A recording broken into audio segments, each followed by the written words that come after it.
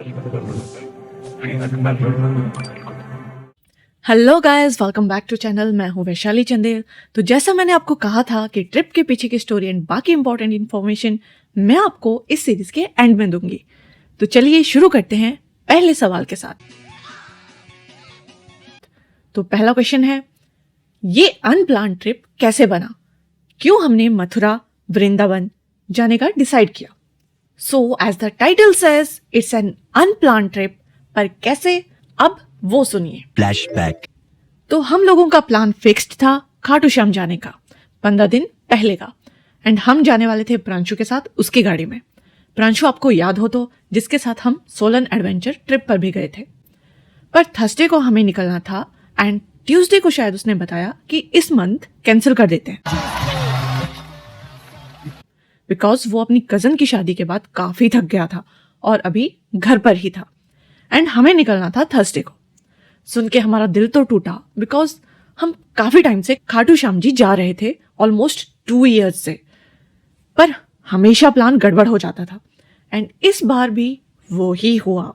हिनू ने छुट्टी भी ले ली थी, पर डायरेक्ट ट्रेन वेडनेसडे या संडे जाती है, उसके लिए भी एडवांस बुकिंग करनी पड़ती है क्योंकि पहले ही वो फुल हो जाती है। तो मैं क्या, चल अब पैराग्लाइडिंग ही करके आते हैं। पर पहाड़ों में जाने का उसका अभी मन नहीं था। सो शी सैड कि कहीं और चलते हैं। उसने मुझे बोला कि कहीं और का बना ले, कहीं और का सोच ले। फिर वेडनेसडे इवनिंग शी सैड कि क्यों ना मथुरा वृंदावन चलते हैं। मैं क्या यार, ट्रेन पता नहीं मिलनी की नहीं एंड टाइम भी इतना नहीं, पर चल देखते हैं। सो जब मैंने चेक करा तो दोपहर 12:20 की ट्रेन थी जो शाम को 7, 7:30 मथुरा पहुंचाती है। 3 AC की वेटिंग चली थी 51 की। थोड़ी देर बाद देखा तो 46 पहुंच गई थी। अब जब मैं टिकट बुक करने लगी तो पेमेंट का इशू आया और हिनू वहां थी नहीं। मैंने उसको कांटेक्ट करने की कोशिश करी लेकिन उससे कांटेक्ट नहीं हो पा रहा था। पर मेरे को ज्यादा फर्क भी नहीं पड़ रहा था क्योंकि मैं खुद प्रे कर रही थी कि ना ही हो तो अच्छा है।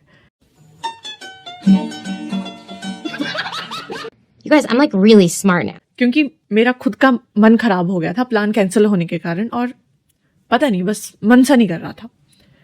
देन अराउंड 10 PM मैं क्या एक बार देख लूं वेटिंग का क्या चल रहा है, बहाना हो जाएगा कि टिकट नहीं मिली। पर जब देखा तो फाइनल चार्ट प्रिपेयर हो गया था एंड सिर्फ 2 सीट्स बची थी। ये देख के सोचा कि शायद कान्हा यही चाहते हैं कि पहले हम उनकी नगरी आए। तो फिर क्या था, मैंने टिकट्स फिर फाइनली बुक कर दी अपने नेफ्यू की हेल्प से, बिकॉज मेरी पेमेंट तो हो नहीं पा रही थी। सो थैंक्स टू डॉक्टर अभिषेक।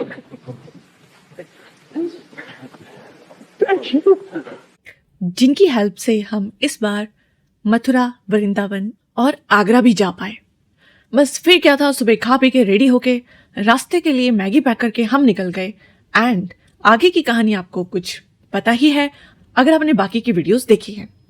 अगर नहीं देखी है तो जरूर देखिएगा और बाकी की इंफॉर्मेशन आपको इस वीडियो से मिल जाएगी। सो ये था फर्स्ट क्वेश्चन का आंसर। अब चलते हैं दूसरे सवाल पर। तो हमारा दूसरा सवाल है, मथुरा जाते समय किन बातों का ध्यान रखें? तो पहले बात करते हैं स्टे एंड ट्रांसपोर्ट की। तो स्टे के लिए 2 चीजें ध्यान देने वाली हैं कि आप कौन से सीजन में जा रहे हो। अगर आप सीजन टाइम में जा रहे हो तो भाई एडवांस में बुक करके ही जाना। एंड अगर ऑफ सीजन में जा रहे हो, जैसे हम जाके आए, तो आपको स्टेज की टेंशन लेने की जरूरत नहीं है। वहां दुनिया भर के ऑप्शंस मिल जाएंगे और आपका 2 लोगों का स्टे आराम से 500 से 600 में शुरू हो जाएगा। डिपेंड करता है आप कहाँ रुकते हो। पर बुक करते टाइम ये जरूर चेक कर लीजिएगा कि उस होम स्टे या होटल का पूरा address and contact details site पर हैं या नहीं, क्योंकि वहां इतने सारे छोटे बड़े ऑप्शंस हैं एंड 2-4 किलोमीटर के एरिया के अंदर ही इतने हैं कि हर किसी के बारे में ऑटो वालों को भी पता नहीं होता। और फिर वो वहां स्पेशली जाने के लिए फिर आपसे एक्स्ट्रा पैसे मांगेंगे। एंड गूगल मैप्स के भरोसे भी पूरी तरह से मत रहिएगा, क्योंकि इतनी गलियां हैं वहां कि मैप भी घुमाता ही रहेगा और आप अपने स्टे पे नहीं पहुंचोगे। तो एटलीस्ट आपके पास अगर प्रॉपर एड्रेस होगा तो आप ऑटो वालों को एटलीस्ट एरिया बता सकते हो कि हमें कहाँ जाना है। एंड कॉन्टैक्ट डिटेल्स होंगी तो जहाँ स्टे करना है वहाँ से लोकेशन मांग सकते हो। बिकॉज मैं अगर अपना एक्सपीरियंस बताऊँ तो ऋषिकेश में स्टे के लिए भटकने के बाद हमने ट्रेन से ही इस बार एक होम स्टे बुक कर लिया था अगोड़ा से। हमने 2-3 चीज़ें देखी, एक रेटिंग्स, दूसरा बजट फ्रेंडली, तीसरा फैमिली एनवायरनमेंट एंड चौथा डिस्टेंस, जो कि रेलवे स्टेशन से 2-2.5 किलोमीटर की दूरी पे ही था। लेकिन गड़बड़ क्या हो गई कि उस होम स्टे का नाम ऑटो वालों को पता नहीं था एंड साइट पर जब एड्रेस या कॉन्टैक्ट चेक करने लगे तो वो भी नहीं था। तो जब हमने मैप पर सर्च करा तो उसके आसपास एक कॉलेज था, तो हमने उसका नाम ऑटो वालों को बताया कि हमें इस कॉलेज के पास जाना है और वहां से लगभग 500-700 मीटर हमारा होम स्टे है। तो एक तो भाई जब हम वहाँ पे खड़े थे और हम अभी सर्च कर रहे थे अपने फ़ोन पे कि कहाँ जैसे प्रॉपर एड्रेस ढूंढ रहे थे या मैप पे लोकेशन ढूंढ रहे थे, तो भाई पता नहीं कितने कितने ऑटो वालों ने हमें घेर लिया और सारे कि मैम बताओ कहाँ जाना है, कहाँ जाना है। हमने बोला भाई पहले हमें तो लोकेशन निकालने दो। Just relax.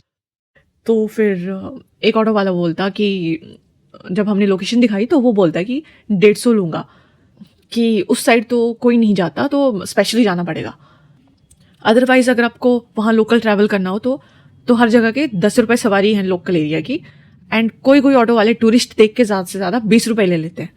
हमने उसको बोला भाई रहने दे। तब तक दूसरा ऑटो वाला आया और बोलता मैम 100 रुपये दे देना, मैं ले चलता हूँ। हमने भी सोचा कि रात हो गई है, अभी कहाँ ही भटकेंगे, तो चलो कोई नहीं चल पड़ते हैं। और उसने बोला था अच्छे से कि मैं समझ गया हूँ कि कहाँ जाना है और मैं आपको पक्का लोकेशन पे पहुँचा दूंगा। हमने बोला ठीक है भाई, अगर इसको पता है कि कहाँ जाना है तो फिर तो कोई दिक्कत ही नहीं है। तो हम उसके साथ चले गए क्योंकि उसने इतने कॉन्फिडेंस के साथ बोला था कि उसे पता है कहाँ जाना है, तो हम भी रिलैक्स्ड होके बैठ गए। फिर कॉलेज को क्रॉस करके बंदा बोलता कि अब मैप पर देखो कि कहाँ जाना है। हम बोले भाई ये क्या सीन है। तो जब देखा तो जहाँ से टर्न लेना था वहाँ से वो आगे आ गया था। अब गलियों से घूम के जाना पड़ना था एंड अंदर की गलियों में रोड खराब था, तो 100 मीटर्स भी ऐसा लग रहा था कि जैसे 400 मीटर या आधा किलोमीटर आ रहे हैं। But that's impossible! ऊपर से कभी मैप घुमाए कभी लोग। फिर हमने बोला भाई तू उतार दे, हम खुद ढूंढ लेंगे, क्योंकि वो भी चिढ़ रहा था। तो जब पैसे देने की बारी आई तो बोलता इतना घूमना पड़ा मुझे, तो अब 150 रुपये दो। You what? मेरे को तो गुस्सा आ रहा था कि पहले भाई तुमने खुद बोला कि मुझे पता है कि कहाँ जाना है, लोकेशन पर ही छोड़ के आऊँगा। फिर खुद की गलती से अगर मतलब नहीं पता था तो हमें पहले ही बोल देता, हम पहले ही लोकेशन निकाल के रखते भाई, तो हम पहले ही दूसरे बंदे को ना ले आते अगर 150 रुपये देने थे तो। ऊपर से लोकेशन पे भी नहीं पहुंचाया। फिर हीनू ने बोला कि छोड़ क्यों अपना मूड खराब करना Just calm down. Like, chill. है। तो हम लोगों ने फिर लोगों से पूछ पूछ के होम स्टे ढूंढा, क्योंकि जिन गलियों से हम आए थे उधर से हमें मैप भी घुमा रहा था। तो खैर हम फाइनली होम स्टे तो पहुंच गए थे। तो उधर अंकल को भी पता था कि अगोड़ा से बुक करा है और उस वहाँ पे उनके होम स्टे का एड्रेस एंड कॉन्टैक्ट डिटेल्स नहीं है। तो हीनू ने स्टे बुक करा था तो उन्होंने उसको मेल करे थे, पर वेकेशन पर कौन ही मेल चेक करता है भाई। तो फिर ना वो हमसे कांटेक्ट कर पाए ना हम उन्हें कांटेक्ट कर पाए। और सुबह जब हमें टेंपल के लिए निकलना था तो हमने नोटिस किया कि मेन रोड से हमें 1-2 टर्न लेने थे भाई। Wow. Well, that was easy. खैर, तो जब भी जाएं एड्रेस एंड कॉन्टैक्ट डिटेल्स जरूर चेक करना। एंड ट्रांसपोर्ट का 10-20 रुपये लगता है, इससे ज़्यादा नहीं अगर आपको लोकल कहीं भी जाना है तो। एंड कैब के भरोसे भी बिल्कुल मत रहना, उसकी भी गारंटी नहीं, क्योंकि हमने खुद ट्राई करा था पर किसी ने राइड नहीं उठाई भाई। तो खैर अब बात करते हैं मथुरा के टेम्पल्स की, टाइमिंग्स की एंड वहाँ पे और आप कहाँ कहाँ घूम सकते हैं। ओके, तो घूमने के लिए वहाँ पे फेमस 3-4 डेस्टिनेशंस हैं। तो पहली है श्री कृष्ण जन्मभूमि टेम्पल, जहाँ श्री कृष्णा का जन्म हुआ था। इसकी टाइमिंग्स हैं सुबह 6:30 से शाम 8 बजे तक। इकलौता टेम्पल जो शायद पूरा दिन खुला रहता है। तो दूसरा है भूतेश्वर महादेव टेम्पल, जहाँ की टाइमिंग है सुबह 5 से दोपहर 1 बजे की और शाम को 4:30 से रात के 10:30 बजे की। तीसरा है श्री द्वारकाधीश टेम्पल, जो कि यमुना नदी के किनारे है और वहाँ की टाइमिंग है सुबह 6:30 से 11 बजे की और शाम को 4 बजे से 7:30 बजे की। और वहीं पास में विश्राम घाट है जो 24 घंटे ओपन रहता है। आप चाहें तो कंस किला भी जा सकते हैं, जिसकी टाइमिंग्स है सुबह 7 से शाम 5 बजे की। तो ये सारे मंदिर आप एक दिन में कवर कर सकते हैं, क्योंकि ये सारे वहाँ आसपास ही हैं। बस आपको टाइमिंग देख के पूरा प्रोग्राम बनाना होगा। अब जानते हैं श्री कृष्ण जन्मभूमि से जुड़ी हुई कुछ जरूरी बातें। Wake up to reality. तो पहली चीज तो जैसा मैंने आपको वीडियो में भी बताया था, वहां अंदर कुछ भी ले जाना मना है। आपका फोन भी नहीं। मेन गेट के दोनों साइड्स में क्लॉक रूम है, पर एक साइड बड़े बैग रख रहे थे एंड दूसरी side phones and small bags lockers में, वो पता नहीं क्या सिस्टम था। तो राइट साइड वाले क्लॉक रूम के बाहर लिखा है फ्री फॉर वेमेन, और बाकियों से शायद 20 रुपए ले रहे थे पर लॉकर के। तो लेडीज अगर आपसे पैसे मांगे भी तो मत देना, क्योंकि वो फ्री है। अब चलते हैं आगे। तो आगे सिक्योरिटी चेक के बाद अंदर आके राइट साइड में शूज रखे जाते हैं, वो भी फ्री ऑफ कॉस्ट है, वो सबके लिए फ्री है। देन थर्ड, आपको प्रसाद या माला वगैरह कुछ चढ़ानी हो तो आप बाहर से ही ला सकते हैं, और अंदर भी शॉप्स हैं एंड मेन मंदिर की एंट्री के स्टेयर्स के पास भी आपको फूल माला वगैरह मिल जाएंगे। एंड शॉप्स हैं अंदर, पर आपको फिर कैश लाना पड़ेगा क्योंकि फ़ोन वहाँ पे अलाउड नहीं है। बाकी माहौल अंदर का काफ़ी अच्छा है, शांति का अनुभव होता है जैसा कि मैंने आपको वीडियो में भी बताया था। एंड गुफा में अगर आपको झांकियों के दर्शन के लिए जाना हो तो आपको 10 रुपए की टिकट लेनी पड़ेगी, जो कि जहाँ पे आपने शूज़ खोले होते हैं उससे बिल्कुल अपोजिट साइड पे टिकट काउंटर है, और गुफा भी वहीं पे है। बस याद रखिएगा कि कैश ही चलेगा अंदर। तो अब बात करते हैं कृष्ण जन्मभूमि टेम्पल के बारे में। मुझे क्या बातें खटकी या क्या अच्छी नहीं लगी। पहली चीज तो जैसे मैंने आपको वीडियो में बताया था कि मंदिर के साथ ही मस्जिद है, जिसका स्ट्रक्चर नीचे से फोर्ट का ही है, बस ऊपर से छत मस्जिद वाली है। मुझे मस्जिद से कोई दिक्कत नहीं है भाई, तो इस बात को साइड रखें। और शायद ही किसी भारतीय को होगी, पर दिक्कत ये है कि उसे अलग से नहीं बनाया गया था, किसी का घर महल या मंदिर को कन्वर्ट करके बनाया गया था, उसको तोड़ के बनाया गया था। इसका केस अभी कोर्ट में चला है वैसे, पर जितने भी भक्त लोग वहां जाते हैं चाह के भी भाई इस चीज को इग्नोर नहीं कर सकते, क्योंकि साइड से जब आप देखते हो तो ऐसा लगता है वो मंदिर का ही टॉप पार्ट हो। मुझे खुद ये केस याद नहीं रहा था, तो मैं हीनू को बोलने लगी कि ये मंदिर के ऊपर उन्होंने छत ऐसे क्यों बना रखी है, समझ नहीं आ रहा। तो फिर उसने मुझे याद दिलाया कि भाई ये मस्जिद है, ये इसके साथ लगी है, इसका केस चल रहा है। मैं कहा शिट राम। तो इस मस्जिद को 17th सेंचुरी में मुगल एम्परर औरंगजेब ने बनवाया था, जिसने और भी कई जगह पे मंदिर तोड़वा के मस्जिद बनवाई थी। अब हिंदूज का पॉइंट है कि ये कृष्ण जन्मभूमि है और इस मस्जिद को मंदिर को तोड़ के बनवाया गया था, जैसा कि अयोध्या राम जन्मभूमि एंड बाबरी मस्जिद का केस था, सेम वैसा। अब हिंदूज की पेटिशन थी कि इस मस्जिद को डिस्प्यूटेड स्ट्रक्चर डिक्लेयर करा जाए, लेकिन इलाहाबाद हाई कोर्ट ने उनकी इस पेटिशन को डिसमिस कर दिया। हालांकि इसके हिस्टोरिकल फैक्ट्स जानने के लिए सर्वे ग्रांट कर दिया था। दूसरी तरफ सुप्रीम कोर्ट पेटिशन सुनने के लिए तैयार हो गया, एंड तो अभी 16 दिसंबर को इसकी सुनवाई थी। हालांकि 1968 में कॉम्प्रोमाइज हो चुका था कृष्ण जन्मभूमि ट्रस्ट और शाही ईदगाह मॉस्क कमेटी के बीच कि मंदिर एंड मस्जिद जैसे हैं वैसे ही रहने दिए जाएंगे। यही दिक्कत आती है कई बार जब हमारे बड़े इसलिए कॉम्प्रोमाइज कर लेते हैं ताकि उनकी जिंदगी में शांति बनी रहे, लेकिन भूल जाते हैं कि भुगतना फ्यूचर जनरेशंस को पड़ सकता है। भाई खुद तो आप निकल लोगे, लेकिन जो इशू है वो तो कभी ना कभी कोई ना कोई तो उठाएगा, किसी ना किसी को तो दिक्कत होगी जब तक आप उसको रिजॉल्व नहीं करोगे। Sometimes you don't make the right choices.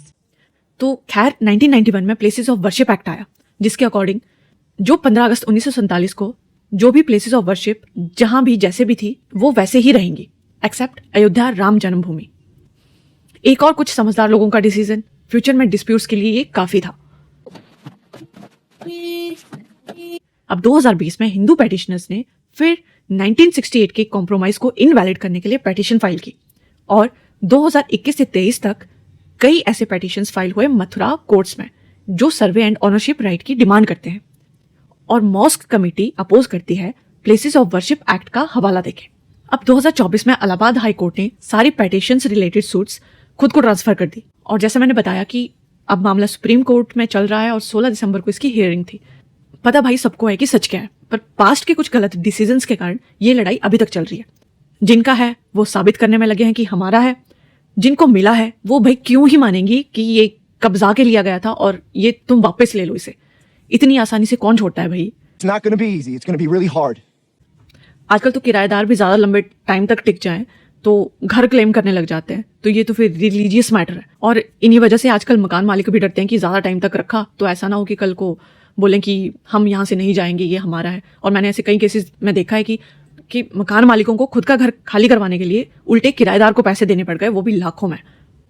ये मामला भी कुछ ऐसा ही है।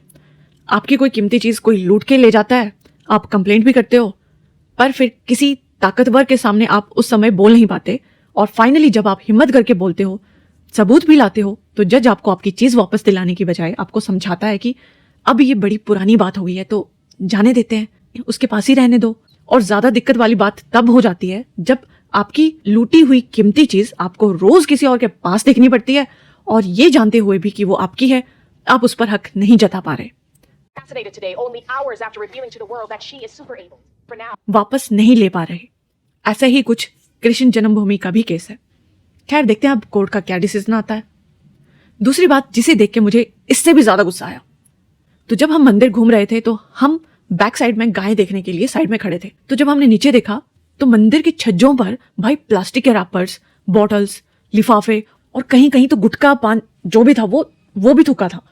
हमें समझ नहीं आया कि जब अंदर कुछ भी लाना अलाउड नहीं है तो ये सब कहां से आया।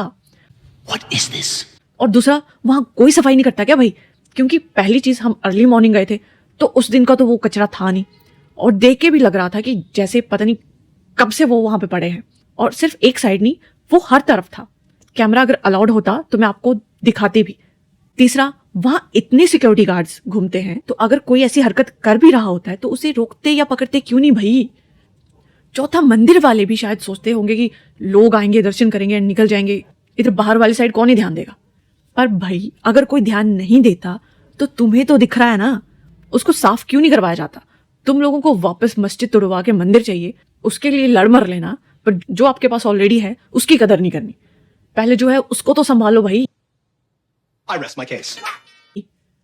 ये देख के सच में दिमाग बड़ा खराब हुआ था, क्योंकि इतनी सुंदर शांत जगह और ऐसी हरकतों से सब खराब कर देते हैं ऐसे लोग। और पता नहीं किसका दिमाग भाई, कैसे दिमाग वाले लोग हैं जो वहां पे वो पान गुटखा जो भी है वो थूक रहे हैं। ये देख के सच में दिमाग बहुत ज्यादा खराब हुआ था। Oh, that was gross. खैर, तो अब चलते हैं अपने अगले टॉपिक पे। So let's talk about Govardhan परिक्रमा नाउ। तो ये वही गोवर्धन पर्वत है जिसे कृष्णा ने अपनी छोटी उंगली पर उठाया था ब्रजवासियों को इंद्रदेव के प्रकोप से बचाने के लिए। ये पूरी परिक्रमा लगभग 21 किलोमीटर की है। अदरवाइज इसको 2 पार्ट में डिवाइड करा गया है। छोटी परिक्रमा जो कि 9 किलोमीटर की है एंड बड़ी परिक्रमा जो 12 किलोमीटर की है। और इन्हीं परिक्रमा के बीच में पड़ता है गोवर्धन विलेज। 2-3 और विलेजेस भी हैं, एंड राधा कुंड, श्याम कुंड और कुसुम सरोवर भी, जहां माना जाता है कि राधा कृष्ण यहाँ पे मिला करते थे। और इस सरोवर की एक और मान्यता है कि यहाँ पे नागमणि और पारस पत्थर भी हैं, और भी बहुत कुछ है इस परिक्रमा में। तो अपने वक्त और कैपेसिटी को ध्यान में रख के आप वहां भी जा सकते हैं। ये जगह मथुरा से बरसाना के बीच पड़ती है, मथुरा से लगभग 25 किलोमीटर दूर। हमने गोवर्धन परिक्रमा नहीं की तो इससे ज्यादा हम गोवर्धन परिक्रमा के बारे में नहीं बता पाऊंगी। तो अब चलते हैं हमारे नेक्स्ट टॉपिक पे, and let's talk about good and bad things about Barsana, Radha Rani जन्म स्थान, जो कि मथुरा से लगभग 40-50 किलोमीटर की दूरी पे है। तो जैसा आपने वीडियो में देखा, बरसाना में लाडली जी का मंदिर काफी प्रसिद्ध है और एक पहाड़ी पर स्थित है, जहां पहुंचने के लिए या तो आपको 300 स्टेयर्स चढ़नी पड़ेंगी या फिर 100 रुपए देके रोपवे से आप वहां पे जा सकते हैं। बस स्टैंड से मंदिर की दूरी 2-2.5 किलोमीटर के अराउंड है, जहां से ऑटो आपको 10 रुपए सवारी के हिसाब से मिल जाएंगे, लेकिन वापसी में 20-30 रुपए सवारी भी लग सकती है। साथ ही बस स्टैंड पे कुछ बाइक राइडर्स भी होते हैं जो कहते हैं कि 100 रुपए में आपको वो बस स्टैंड से सीधा ऊपर मंदिर तक छोड़ आएंगे, आपको स्टेयर्स नहीं चढ़नी पड़ेंगी। तो जैसा आपको सही लगे वो आप चुन सकते हो। Now it is all up to you. दूसरा, गोवर्धन पर्वत की तरह बरसाना की भी परिक्रमा है, जिसे भी बड़ी परिक्रमा और छोटी परिक्रमा में बांटा गया है। बड़ी परिक्रमा 7 किलोमीटर की है, जो 4 पहाड़ियों को कवर करती है, एंड छोटी परिक्रमा 4 किलोमीटर की है, जो लाडली जी टेम्पल और नजदीकी धार्मिक स्थलों को कवर करती है। बरसाना परिक्रमा में आप लाडली जी टेम्पल, मान मंदिर, गहवर वन, प्रेम सरोवर और रंगीली महल भी घूम सकते हैं। लाडली जी का मंदिर एक महल की तरह है, और केवल बरसाना नहीं, पूरे ब्रज में लोग एक दूसरे को या बाहर से आए लोगों को सबको राधे राधे करके ही ग्रीट करते हैं। अगर उनको काम की बात भी करनी होगी तो पहले राधे राधे ही बोलेंगे। एक और सही चीज, नीचे जहां आप ऑटो से उतरते हो वहां आप 40 रुपए में भर पेट खाना खा सकते हो। उसमें चावल, चपाती, सब्जी, करी सब मिलेगा और सब भर पेट मिलेगा। आप जितना चाहे उतने बार ले सकते हो। आपको बस कूपन लेना होता है एंड आप मस्त चेयर टेबल पर बैठ के खा सकते हो। वहां 10 रुपए में आपको एक छोटे गिलास में लस्सी भी मिल जाएगी, वो भी काफी टेस्टी होती है। और पानी की बोतल भी आपको 20 रुपए वाली बिस्लेरी 10 रुपए में मिल जाएगी। ये पहली बार देखा मैंने। ओके, तो अब बात करते हैं मंदिर की टाइमिंग्स की। तो लाडली जी के टेम्पल की टाइमिंग्स है सुबह 5:30 से 6:30, उसके बाद सुबह 8 से दोपहर 1:30 बजे तक, और फिर शाम को 4:30 से रात के 8:30 बजे तक। और बीच बीच में मंदिर बंद रहता है, मतलब आप दर्शन नहीं कर सकते, पर वहां पे जा जरूर सकते हो, कैंपस में घूम सकते हो, कीर्तन कर सकते हो, और सबकी तरह फोटोज खिंचवा सकते हो, खा पी सकते हो, जो आपका दिल करे। Whatever, okay? तो अब चलते हैं खराब चीज़ों पर। मुझे वहाँ पे क्या चीज़ें अच्छी नहीं लगी। तो पहले तो मुझे नहीं पता भाई कि मंदिर बंद था उस टाइम या हमेशा ऐसा ही रहता है, पर अगर उस टाइम भी ऐसा माहौल था तो मुझे नहीं लगता ये सही था। तो स्टेयर्स जैसे ही चढ़ने लगते हैं, आपको लगभग हर स्टेयर पर कोई ना कोई बैठा हुआ मिलेगा दोनों साइड, और थोड़ा चलने के बाद बीच में भी आपको तीसरी लाइन मिल जाएगी। मतलब मुझे ऐसा लगा कि ठीक है, उन लोगों को हटाना नहीं है वहां से, पर आप स्टेयर्स के साइड में उनके लिए स्टॉल्स बनवा सकते हो, पर स्टेयर्स तो खाली रखनी चाहिए ना कम से कम, क्योंकि 300 स्टेयर्स आप देखो तो कितने ही लोग हो जाएंगे, तो इग्नोर नहीं करा जा सकता उनको। उस टाइम मन करता है कि इसकी भी हेल्प करते हैं, उसकी भी हेल्प करते हैं, पर भाई आम आदमी सबकी हेल्प नहीं कर सकता। दूसरी चीज, जैसे हम ऊपर पहुंचे ऐसा लग रहा था कि कोई सिस्टम ही नहीं है भाई यहाँ का। एक छोटी बच्ची ने तो हमें इतना परेशान किया, मतलब पूछो मत। जब तक भी हम मंदिर में रहे उस बच्ची ने हमें बहुत ज्यादा परेशान किया, हद से ज्यादा। I'm gonna kill myself! मतलब आप अपनी कमाई करने की कोशिश कर रहे हो, लेकिन आपको किसी के साथ फिर भी जबरदस्ती नहीं करनी चाहिए किसी भी चीज को लेकर, और जब जबरदस्ती की बात आ जाती है तो फिर वैसे ही मन नहीं करता किसी की हेल्प करने का। तीसरा, वहां पे शूज रखने का सिस्टम नाम मात्र का है। साइड में एक वो तरपाल सा बांधा है जहां आपके शूज के ऊपर शूज रखे जाते हैं, कूपन दिया जाता है, और कहने के लिए तो ये फ्री है, पर ये चीज मैंने पूरे ब्रज में देखी। जहां जहां भी हम गए, सेवा के नाम से आपसे पैसे मांगे जाते हैं। कोई अपनी खुशी से दे रहा है वो अलग चीज है, पर आप सेवा बोल के सबसे पैसे मांग रहे हो, वो भी भगवान का नाम लेके, तो वो चीज मुझे थोड़ी सी गलत लगी। या तो आप हर चीज पेड कर दो या फिर खुशी से चीजें करो। खैर, तो हम बात कर रहे थे शूज की, तो ये भी कोई गारंटी नहीं है कि आपको उसी हालत में शूज मिलेंगे। मतलब यार, इतना बड़ा मंदिर है, इतना फेमस है, तो कुछ तो ढंग का सिस्टम रखो ना, या फिर ऊपर अलाउ ही मत करो कि स्टेयर्स के नीचे ही खोलने पड़े, क्योंकि ऊपर कुछ लोग तो रखने के लिए दे देते हैं, पर कुछ लोग इधर उधर खोल देते हैं, और जो देखने में इतना गंदा लगता है। और कुछ लोग तो गेट के अंदर भी ले जाते हैं भाई, और फिर अंदर जो कीर्तन वगैरह का हॉल है वहां खोल देते हैं। और कीर्तन से मुझे याद आया कि पता नहीं क्यों, शायद कंस्ट्रक्शन का भी वहां पे काम चला था इसलिए, पर हॉल की दूसरी साइड भाई इतना गंद पड़ा था, और कितना गंदा लगता है ऐसी पवित्र जगह पे इतना गंदा गंदा देखना। मतलब मैनेजमेंट वालों का मुझे समझ नहीं आया। और हॉल में तो ऐसा लगता है कि पता नहीं कितने टाइम से वहां पे पोछा भी नहीं लगा है। मतलब यार, सफाई तो किसी भी मंदिर की बेसिक चीज होती है, वो ही नहीं रखोगे तो उस जगह आप खुद नेगेटिव माहौल क्रिएट कर रहे हो। You ugly, hate-filled man. और माना कि जो मंदिर का गर्भगृह था वो बंद था उस टाइम, दर्शन नहीं हो रहे थे, पर वो मंदिर है, कोई टूरिस्ट स्पॉट नहीं। वहां कैमरा लेके लोग घूम रहे हैं, 50 में इतने फोटो, चाय वाले घूम रहे हैं, भेल वाले घूम रहे हैं, कॉटन कैंडी वाले घूम रहे हैं, मतलब पूरा मार्केट वाला माहौल बना रखा होता है। What is this? भाई, या तो उनको प्रॉपर स्टॉल्स दे दो या फिर सब गेट के बाहर रखो। गेट के अंदर तो कम से कम भक्ति वाला माहौल रहने दो, साफ रहने दो। मतलब हर चीज को बिजनेस बनाना जरूरी है क्या? पूरा मूड खराब हो गया था ऐसा माहौल देख के। तो खैर, अब चलते हैं हमारे अगले सवाल पर, जो कि है वृंदावन में कहाँ दर्शन करें और कब। ओके, तो पहले अलग अलग मंदिरों और उनकी टाइमिंग्स के बारे में जान लेते। पहला है इस्कॉन, जिसकी टाइमिंग है सुबह 7:30 से दोपहर 12:30 और शाम को 4 बजे से रात के 8 बजे तक। दूसरा है प्रेम मंदिर, जो कि सबका फेवरेट है, तो उसकी टाइमिंग है सुबह 8 बजे से दोपहर 1 बजे तक और शाम को 4 बजे से रात के 8 बजे तक। तीसरा है Vrindavan Chandrodaya Mandir, and that claims to be the world's tallest temple. तो चौथा है श्री राधा मदन मोहन जी टेम्पल, जो कि ओल्डेस्ट वन है, जिसको बनाया गया था 1580 AD में। पांचवा है श्री बांके बिहारी जी टेम्पल, जिसकी टाइमिंग है सुबह 8:45 से दोपहर 1 बजे की और शाम को 4:30 से रात के 8:30 बजे की। अगला है हमारा श्री राधा वल्लभ जी टेम्पल, और हमारा है वैष्णो देवी मंदिर, जिसकी टाइमिंग है सुबह 6 बजे से दोपहर 1 बजे की, शाम को 4 बजे से रात के 8 बजे तक की। तो अगला है हमारा पागल बाबा टेम्पल, जहाँ की टाइमिंग्स हैं सुबह 8 बजे से दोपहर के 12:30 और शाम के 4 बजे से रात के 8:30 बजे की। यमुना आरती होती है सुबह 4 से 6 बजे और निधि वन की टाइमिंग है सुबह 6 बजे से दोपहर 12 बजे और शाम को 4 बजे से रात के 7 बजे तक। और last but not the least हमारा है गोपेश्वर महादेव टेम्पल, जहाँ की टाइमिंग्स है सुबह 7:30 से दोपहर के 12:30 और शाम को 4:30 से रात के 8:30 बजे। और भी ऐसे बहुत से धार्मिक स्थल हैं, मैं आपको लिस्ट भी दे दूंगी। और ये मैंने आपको विंटर्स की टाइमिंग बताई। और एक ज़रूरी बात नोट करने वाली है कि जितनी भी ये क्लोजिंग टाइमिंग है, समझ लेना उससे 1 आवर पहले मंदिर में एंट्री बंद हो जाती है। और समर की टाइमिंग्स आप आधा घंटा थोड़ा सा आगे पीछे कर लीजिए।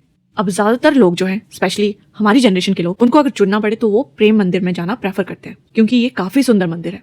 और सच में ये काफ़ी सुंदर है और ज़रूर जाना भी चाहिए।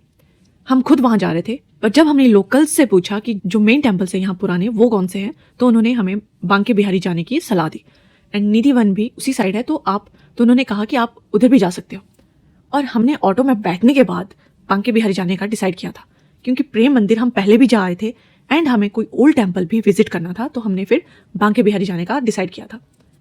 तो ये फिर आपकी चॉइस पे डिपेंड करता है कि आप कहाँ जाना चाहते हो। प्रेम मंदिर एंड वैष्णो देवी मंदिर काफ़ी सुंदर मंदिर हैं, आप वहाँ जा सकते हो। और पुराने मंदिरों में बांके बिहारी जी, राधा वल्लभ, श्री राधा मदन मोहन जी, निधि वन वगैरह आते हैं, आप वहाँ भी जा सकते हो। और अगर आपके पास इनफ टाइम हो तब तो आप सारे ही कवर कर सकते हो, बिकॉज सबकी अपनी अलग विशेषता है। Genius. Let's do this. तो दूसरा बात करते हैं आप बांके बिहारी जी टेम्पल से जुड़ी हुई इंपॉर्टेंट बातें।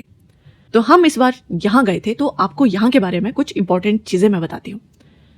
मेन रोड से 100-200 मीटर मार्केट से अंदर जाके थोड़ी थोड़ी दूरी पर अलग अलग गेट्स बने हैं, तो आप कोई भी गेट पर लाइन में लग सकते हैं, कोई फर्क नहीं पड़ता, क्योंकि भीड़ हर जगह सेम ही होती है। और जैसे एंट्री के लिए अलग गेट्स हैं, तो वैसे ही एग्जिट भी अलग अलग गेट से होता है।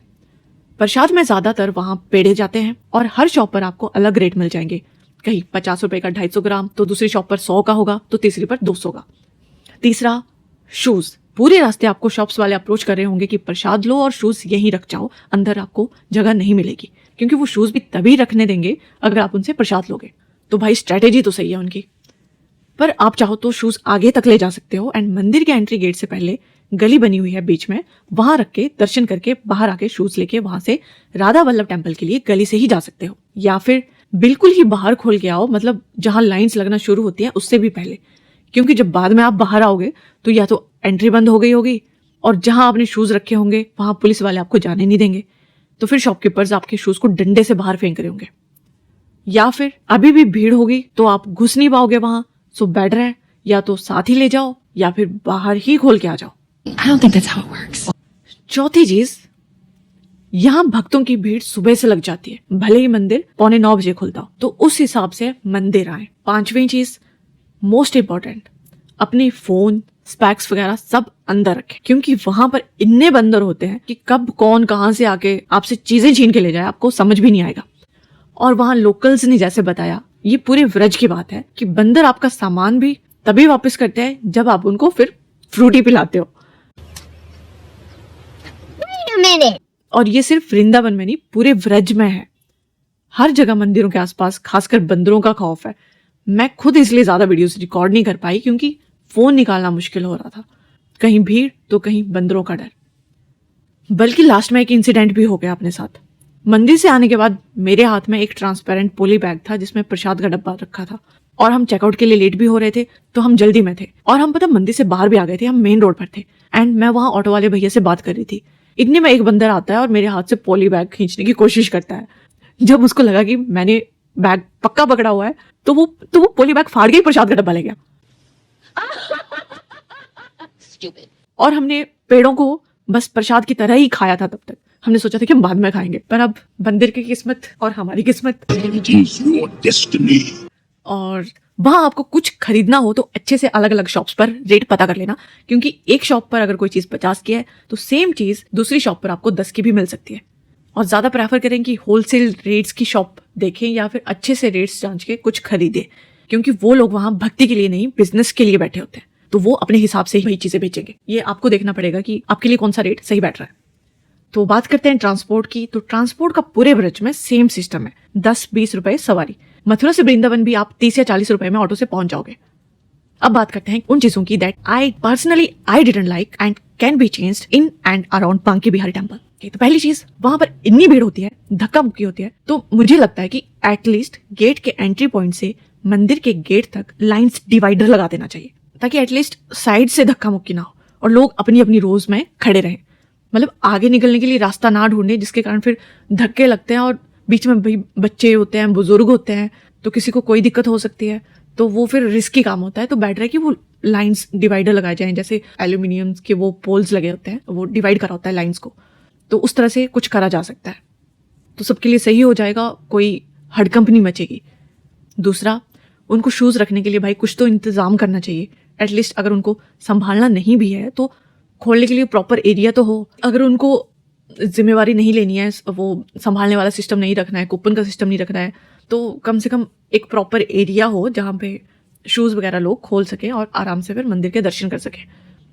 बाकी भाई मंदिर के अंदर जैसे ही एंटर करते हैं ना, इतनी भीड़ में भी ऐसा लगता है जैसे पूरा एनवायरनमेंट ही चेंज हो गया। भीड़ में भी आपको शांति का अनुभव होता है। बट हाँ, आप वहाँ पे ज़्यादा देर खड़े नहीं हो सकते, शायद आपको दूर से ही दर्शन करने पड़ जाए। वहाँ एक मंदिर जी खड़े रहते हैं जो जल्दी जल्दी आपके प्रसाद का डब्बा या माला पकड़ के बिहारी जी को चढ़ाते हैं, और वो लगभग 5 फीट की हाइट पर खड़े होते हैं। तो आपका काम है सिर्फ दर्शन करना और पंडित जी को प्रसाद पकड़ाना और वापस लेना। एक और चीज़ वहाँ होती है, कुछ लोग आपको वीआईपी दर्शन के लिए अप्रोच करते हैं। उसमें भी 2 पैकेजेस होते हैं भाई। एक में आपको मंदिर खोलने से पहले ही वीआईपी दर्शन करवा दिए जाएंगे, जिसमें शायद 500 रुपये पर हेड लेते हैं, जितना मुझे याद है क्योंकि हमें भी किसी ने अप्रोच करा था। एंड सेकंड, जिसमें अगर आप पीछे भी खड़े हो तो आपको वो आगे ले जाएंगे किसी तरह, आपको पीछे लाइन में वेट नहीं करना पड़ेगा। उसका शायद वो 200-300 पर हेड लेते हैं। भाई कितने स्मार्ट लोग हैं देख लो हमारे देश में, पैसा कमाने का कोई रास्ता नहीं छोड़ा है। Brilliant! Brilliant! तो अब चलते हैं हमारे अगले सवाल पर, हमारे अगले टॉपिक पर, प्रेमानंद जी से कैसे मिले। तो आजकल बहुत से लोग प्रेमानंद जी को फॉलो करते हैं, उनसे मिलना चाहते हैं, उनसे सवाल करना चाहते हैं। तो चलिए अब जानते हैं हमारे इस सवाल का जवाब। तो प्रेमानंद जी महाराज रहते हैं वृंदावन के श्री हित राधा केली कुंज आश्रम में, और अर्ली मॉर्निंग या लेट नाइट बोलो हम जैसे लोगों के लिए, वो निकलते हैं परिक्रमा मार्ग पर। ऑनलाइन आप सर्च करोगे तो परिक्रमा की टाइमिंग सुबह 4 से 4:30 बजे की बताई है, डिपेंड्स ऑन सीजन। पर जहां हमने स्टे करा था उन्होंने हमें बताया कि रात को 2:30 बजे से 3:30 बजे तक उनकी परिक्रमा चलती है। तो ये आप कंफर्म कर लीजिएगा। हम खुद दर्शन करना चाहते थे, पर सर दर्द और थकावट के कारण ऐसी नींद पड़ी कि 3 बजे खुली। फिर मैंने होटल वालों को पूछा भी था, तो उन्होंने कहा कि अभी कोई फ़ायदा नहीं होगा, तो आप रहने दीजिए, आप मत जाइए, अभी काफ़ी लेट हो गया है। बट हाँ, उन्होंने एक सलाह ज़रूर दी थी कि अगर आपको दर्शन करने हो तो इस्कॉन के पास जाइएगा, क्योंकि वहाँ सबसे कम भीड़ होती है। दूसरा, वो सुबह 8 बजे अपने आश्रम से ब्रेकफास्ट के लिए निकलते हैं, पर तब आप सिर्फ उन्हें गाड़ी में देख सकते हो। तीसरा, आश्रम में एंट्री फ्री है, दर्शन और सत्संग दोनों के लिए, पर भीड़ ज़्यादा होने के कारण आपको टोकन लेना पड़ सकता है, और मोस्टली लेना ही पड़ता है क्योंकि वहाँ पे काफ़ी भीड़ हो जाती है। और चौथा, ये भी मुझे एक लोकल ने बताया था, बस कंडक्टर, जब हम बरसाना से मथुरा आए थे, कि अगर आपको पर्सनली उनसे मिलना हो तो आपको अपना क्वेश्चन लिख के अंदर भेजना होता है। अगर उनको लगे कि ये रेलेवेंट क्वेश्चन है and you need to know its answer, तो आप उनसे पर्सनली मिल सकते हो, फिर वो आपको अंदर बुला लेते हैं। तो ये थे प्रेमानंद जी के दर्शन और उनसे मिलने के तरीके। अब चलते हैं हमारे अगले क्वेश्चन पे, हमारे अगले टॉपिक पे, वृंदावन जाते समय किन चीजों से बच के रहें। जैसे मैंने आपको बताया कि आपको मंदिर परिसर एंड भीड़ वाले एरियाज में बंदरों से बच के रहना है, पर साथ ही आपको रोड पर भी, इवन ऑटो में भी अपने फोन, वॉलेट, स्पैक्स वगैरह को बचा के रखना है, क्योंकि कभी भी वहां चोरी हो सकती है आपकी थोड़ी सी लापरवाही के कारण। दूसरा, जब भी आपको स्टे बुक करना हो तो किसी रजिस्टर्ड होटल या होम स्टे को ही बुक करें। बेटर होगा ऑनलाइन साइट से करें। और जो मंदिरों या बस स्टैंड, रेलवे स्टेशन के आसपास लोग घूम रहे होते हैं कि आपको स्टे चाहिए तो हम दिलवा देते हैं, हम ले चलते हैं, इतने सस्ते में मिल जाएगा, उनके ट्रैप में मत आइएगा, आप किसी स्कैम में फंस सकते हैं। और ये चीज़ें हमें खुद वहाँ के एक पुलिस वाले ने बताई कि यहाँ पे रोज पता नहीं कितने ही स्नैचिंग के केसेस आते हैं, तो फोन, स्पैक्स वगैरह बचा के रखना। और उन्होंने ही हमें ये होटल्स वाले स्कैम्स के बारे में भी बताया था कि इनमें मत फंसना। और इन्हीं स्नैचर्स और बंदरों के डर से मैं भी ज़्यादा रिकॉर्डिंग नहीं कर पाई। तो अब चलते हैं हमारे नेक्स्ट क्वेश्चन और टॉपिक पे, जो कि है 250 रुपीज में ब्रज के दर्शन कैसे करें। आपने सही सुना, 250 रुपीज में 250 रुपए में आप पूरे ब्रज के दर्शन कर सकते हो, Ridiculous bullshit! और वो भी एक दिन में। तो ये वाली स्कीम भी मुझे बस कंडक्टर ने बताई थी, from Barsana to Mathura. He told me कि भूतेश्वर बस स्टैंड से एक सरकारी प्रोग्राम के तहत 250 रुपए में पूरे ब्रज के दर्शन करवाए जाते हैं। तो शायद सुबह 7 बजे ये यात्रा शुरू हो जाती है एंड शाम तक आपको पूरा ब्रज घुमाया जाता है, जिसमें मथुरा, वृंदावन, बरसाना सब आता है। आपको बस स्टैंड जाके उनको बोलना है कि आपको ब्रज दर्शन करना है, तो उसकी टिकट चाहिए। इसका फायदा बुजुर्ग या सोलो ट्रैवलर्स के लिए काफ़ी ज़्यादा है। अगर उनको समझना है कि कब कहाँ कैसे जाना है, या फिर जिनके पास ज़्यादा टाइम ना हो या कंपनी ना हो और उनको सब देखना हो, तो वो ये ऑप्शन चूज कर सकते हैं। नुकसान ये है कि आपको प्लान के अकॉर्डिंग चलना पड़ेगा और सब जल्दी जल्दी में होगा, क्योंकि आपको सब कवर करना है और सबके साथ चलना है। But it's not bad deal, ताकि आपके पास टाइम कितना है, बजट कितना है और आपको कंपनी चाहिए या नहीं। So it's not a bad deal, so you can go for it. पर अगर तसल्ली से सब देखना हो, एक्सपीरियंस करना हो, तो खुद से जाएं और समय लेके जाएं, क्योंकि वहां देखने के लिए बहुत कुछ है। पूरे ब्रज में आपको बहुत सी चीजें मिल जाएंगी। ओके, तो अब चलते हैं आगरा की तरफ। तो हमारा नेक्स्ट क्वेश्चन, हमारा टॉपिक है आगरा में क्या क्या देखने और घूमने लायक है। सो नंबर 1, जिसके बारे में सब जानते हैं, Taj Mahal.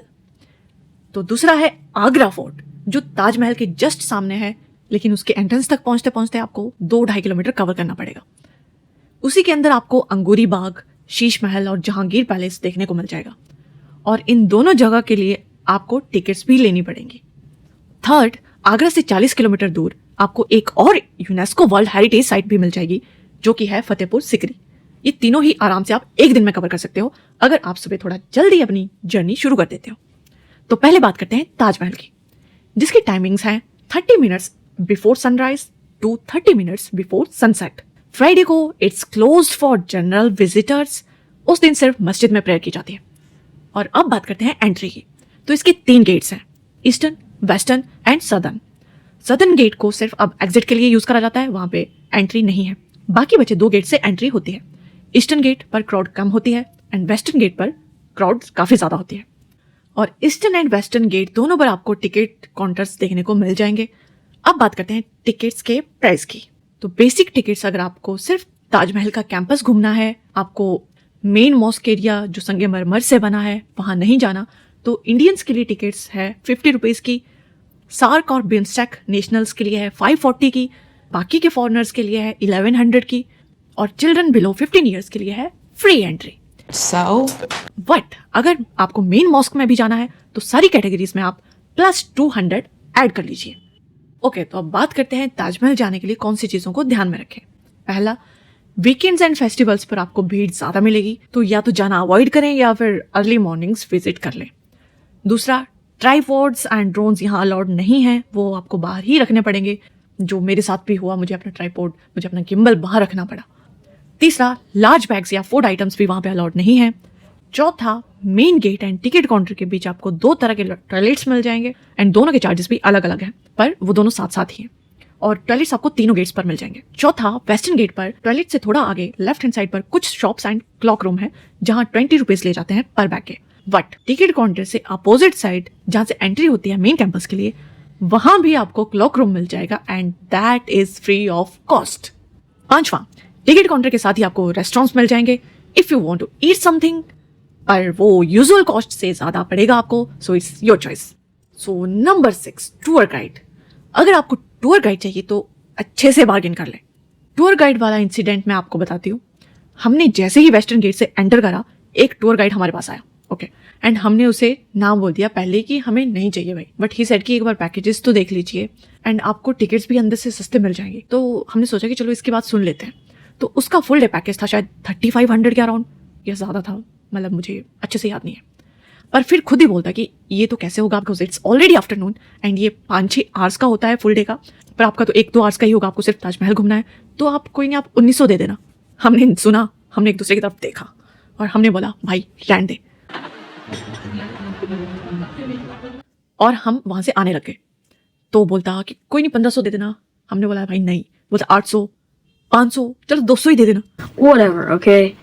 But we said no, मतलब उसने पहले ही इतना बोला होता तो शायद ले भी लेते, पर भाई 1900 जो जब उसने बोला तभी से नो मीन्स नो हो गया। तो आप देख लीजिए आपको गाइड चाहिए कि नहीं। हम पहले भी जा चुके थे और उस टाइम शायद गाइड लेके गए थे, तो ज़रूरत भी नहीं थी, पर वो अगर पहले ही कम डील रखता तो शायद हम ले भी जाते कि चलो गाइड साथ में लेके जाते हैं, पर्सनल गाइड। पर खैर 1900 बोल के उसने खुद ही अपनी गेम खराब कर दी। तो आपको चाहिए होगा अगर गाइड, तो आप अच्छे से बार्गेन कर लेना। नेक्स्ट हम बात करते हैं, अगर आपको मेन मॉस्क या संगमरमर पर जाना हो तो शू कवर आपको 10 रुपए में मिल जाएंगे बाहर कहीं भी बिकते हुए। और नेक्स्ट, ऑटो वालों के पास भी अलग अलग पैकेजेस होते हैं जिसमें ताजमहल, रेड फोर्ट, फतेहपुर सिकरी वगैरह आते हैं। वो भी शायद 800-900 रुपए लेते हैं ये सारा टूर करवाने के। मतलब वो आपको इन सारी जगहों पे ले जाएंगे, बाकी आपको अंदर खुद से ही जाना है। पर वो फायदा तभी है अगर आपका ग्रुप हो तो, वरना 1-2 लोगों के लिए ज़्यादा बढ़ जाएगा और बनता भी नहीं है, क्योंकि ताजमहल के just opposite side red fort है 2-2.5 किलोमीटर, और फतेहपुर सिकरी जाना हो तो वहाँ पे भी आपको इतना किराया नहीं पड़ेगा भाई। आप वापस भी आ जाओगे फिर भी आपको इतना किराया नहीं पड़ेगा। ओके, तो ये थी ताजमहल से जुड़ी जानकारी। तो अब बात करते हैं रेड फोर्ट की या आगरा फोर्ट की, क्योंकि एक रेड फोर्ट आपको दिल्ली में भी मिल जाएगा। और ये एक यूनेस्को वर्ल्ड हेरिटेज साइट है और इसे बनवाया गया था अकबर के द्वारा 16th सेंचुरी में। और जो दिल्ली वाला रेड फोर्ट है उसे बनवाया था शाहजहां ने। तो आगरा फोर्ट भी हम नहीं जा पाए क्योंकि हमारे पास इतना टाइम नहीं था, लेकिन उसके बारे में कुछ जानकारी मैं आपको दे सकती हूँ। तो आगरा फोर्ट का जो मेन गेट है वो है अमर सिंह गेट, जहाँ पे मेन एंट्री है। सेकंड, इसकी टाइमिंग्स भी चलती हैं sunrise to sunset, approx 6 AM to 6 PM रख लो। थर्ड, इसकी एंट्री टिकट्स, तो इंडियंस की एंट्री टिकट है 50 की, फॉरनर्स की 650, और फ्राइडे को स्पेशल डिस्काउंट है जिसमें इंडियंस की टिकट होती है 40 की और फॉरनर्स की होती है 600 रुपीज़ की, और बिलो 15 चिल्ड्रन के लिए फ्री एंट्री। शाम को वहाँ पे लाइट्स एंड साउंड शो भी होता है जिसमें हिंदी शो की टाइमिंग है रात के 7:30 बजे से 8:30 बजे की, और इंग्लिश शो की टाइमिंग है रात के 8:30 से 9:30 बजे की, जिसमें आपको Mughal history of Agra fort दिखाई जाती है। Next! वहाँ की अलग से टिकट्स लेनी पड़ती हैं जो आप अंदर ही ले सकते हो, और वीक डेज पे उसकी टिकट्स हैं 60 रुपीज़ की और वीकेंड पे होती है 80 रुपीज़ की, और चिल्ड्रन के लिए 20 और 30 रुपीज़ की, डिपेंड्स अपॉन वीक डे है या वीकेंड है। और मंडे को कोई शो नहीं होता। तो अब चलते हैं हमारी नेक्स्ट डेस्टिनेशन पे, जो कि है फतेहपुर सिकरी। यहाँ मैं इस बार तो नहीं गई थी, पर पहले जा चुकी हूँ और शायद दोबारा नहीं जाना चाहूँगी। रीज़न मैं आपको लास्ट में बताती हूँ, पहले इसके बारे में बाकी की जानकारी ले लेते हैं। तो ये भी एक यूनेस्को वर्ल्ड हेरिटेज साइट है जिसको अकबर ने 1571 में बनवाया था एज हिज कैपिटल। ये आपको डेली ओपन मिल जाएगी। अब बात कर लेते हैं इसकी थोड़ी सी हिस्ट्री के बारे में। तो हिस्ट्री के अकॉर्डिंग सूफी संत शेख सलीम चिश्ती यहाँ रहते थे, जिनकी भविष्यवाणी के अनुसार अकबर को उसका उत्तराधिकारी जहांगीर प्राप्त हुआ था, और अकबर ने गुजरात विजय के बाद इसे फतेहपुर यानी विजय का नगर नाम दिया था। यह शहर लगभग 14 वर्षों तक, मतलब 1571 से 1585 तक मुगल राजधानी रहा था, लेकिन पानी की कमी के कारण इसे छोड़ दिया गया था। अब जानते हैं कि वहाँ पे देखने लायक क्या है। तो पहली चीज़ है बुलंद दरवाज़ा, जो कि 54 मीटर ऊंचा है। ये बनवाया गया था अकबर की गुजरात विजय की याद में। दूसरा है जामा मस्जिद। तीसरा है शेख सलीम चिश्ती की दरगाह, जो कि अगेन वाइट संगमरमर से बनी है। चौथा पंचमहल, जोधाबाई का महल, बिरबल का घर, ये सब आपको एक ही जगह देखने मिल जाएंगे। और फतेहपुर सिकरी की टाइमिंग है सुबह 6 से शाम के 6 बजे की। यहाँ पे भी लाइट्स एंड साउंड शो होता है जिसकी टाइमिंग है रात के 7 बजे से 9 बजे की, लेकिन उसका ज़रूरी नहीं है कि वो रोज़ ही होगा, वो डिपेंड करता है, पता नहीं अब क्राउड पे डिपेंड करता है या फिर डिमांड पे डिपेंड करता है, लेकिन वो रोज़ नहीं होता है। अब बात कर लेते हैं इसकी टिकट्स की। तो टिकट्स इंडियंस के लिए, सार्क और बिम्स्टेक नेशनल्स के लिए है 50 रुपीज़ की, और अंडर 15 है फ्री, और बाकी सबके लिए है, मतलब जितने भी फॉरनर्स हैं उनके लिए है 610 रुपये, 610 रुपीज़। पार्किंग से मेन गेट तक आपको इलेक्ट्रिक शटल में आना पड़ेगा, वहाँ आप अपनी गाड़ी नहीं लेके जा सकते। फतेहपुर सिकरी के लगभग 25 किलोमीटर दूरी आपको भरतपुर बर्ड सेंचुरी भी मिल जाएगी, तो आप वहाँ भी जा सकते हो।